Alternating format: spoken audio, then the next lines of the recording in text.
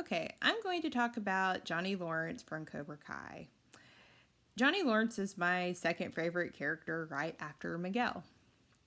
What I personally love about Johnny is this series gives him a lot of character development. I really did not feel sorry for him in the 80s Karate Kid movies.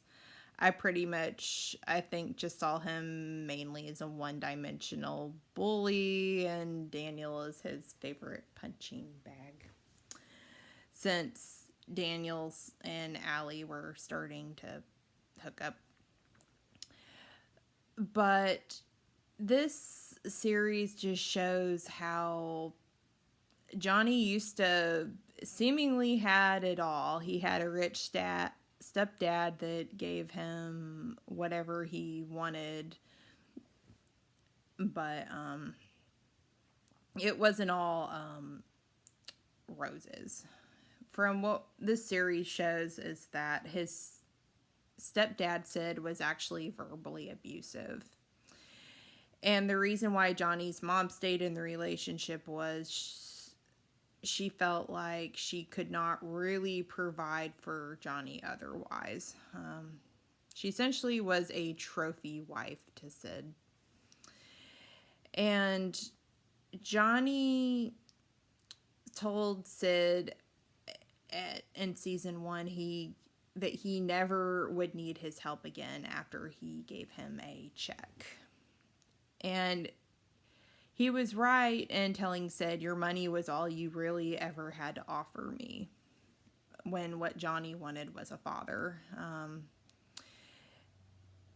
This series has blown me away in showing why he became Mr. Kreese's student in the first place. He wanted a father figure, and Mr. Kreese was the closest thing he had to that, and that Mr. Kreese gave him pretty lousy advice on how to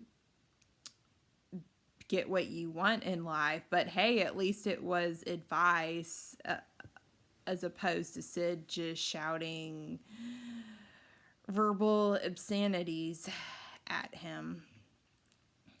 And I think Johnny was willing to put up with whatever abuse Mr. Kreese gave him, because if he didn't have Mr. Kreese, then he really didn't have any sort of father figure in his life.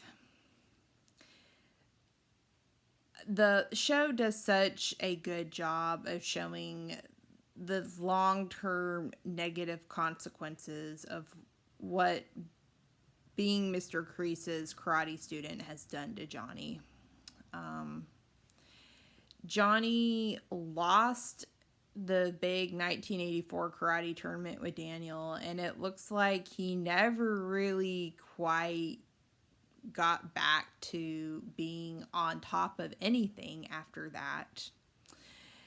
He went from riches to rags. He is a maintenance man, but he probably did a bunch of crappy odd jobs before that, and he eats Hot Pockets for dinner. He has a lousy looking apartment. Well, actually, it probably wouldn't look lousy if he cleaned it up a bit, but it's shown from the state of his apartment that he does not care about himself. It's only through training Miguel and starting to mentor Miguel that he starts to actively do something with his life. And that's part of what I love about Johnny's character is Miguel's not related to him in any shape or form, but he saw that this kid needed him and he needed Miguel. I think Johnny needed somebody that looked up to him and saw him as a great man. I don't think anyone had really ever done that before, and it touched Johnny. I love how Johnny opened up to Miguel about how he failed his son Robbie. He tells Miguel while they're eating at a diner how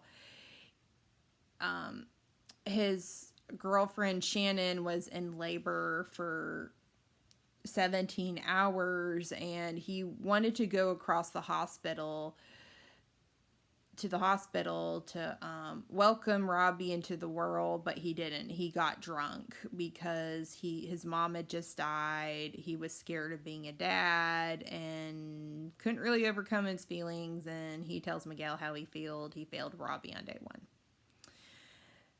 And he tells Miguel, I want to be there for you and I'll always have your best interests at heart, which I thought was just so sweet. And it's obvious from Miguel's face that he appreciates the sincerity of what Johnny is saying to him.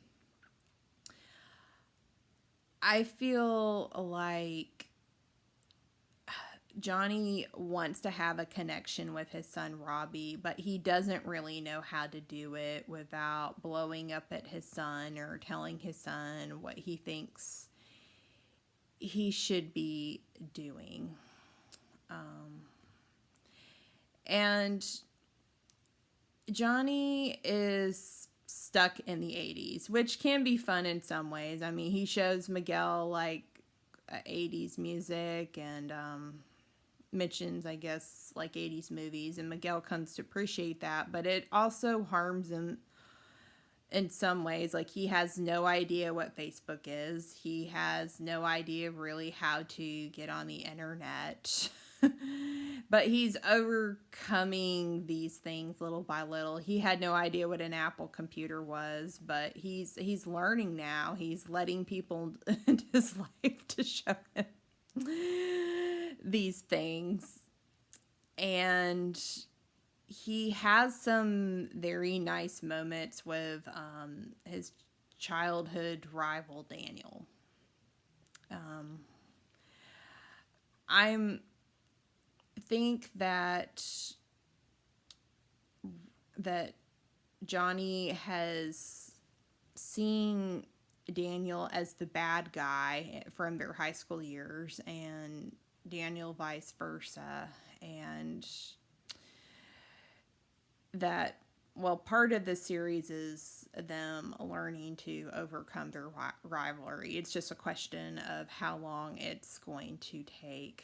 But the strongest aspect of Johnny's character is that how much he has done for Miguel. Mr. Kreese even makes a comment about it. Well, you might want to make sure Daniel doesn't snap up that other kid that you're mentoring, and that makes Johnny stop, and he goes and he talks to Miguel, because you could tell from his actions he is afraid of that happening. And this relationship is what, to me, sets Cobra Kai in motion. Without Johnny and Miguel's relationship, there would be no Cobra Kai. So I'm very interested to see what season 3 has in store for Johnny and how he will grow as a character. I can't wait to see what the writers come up with.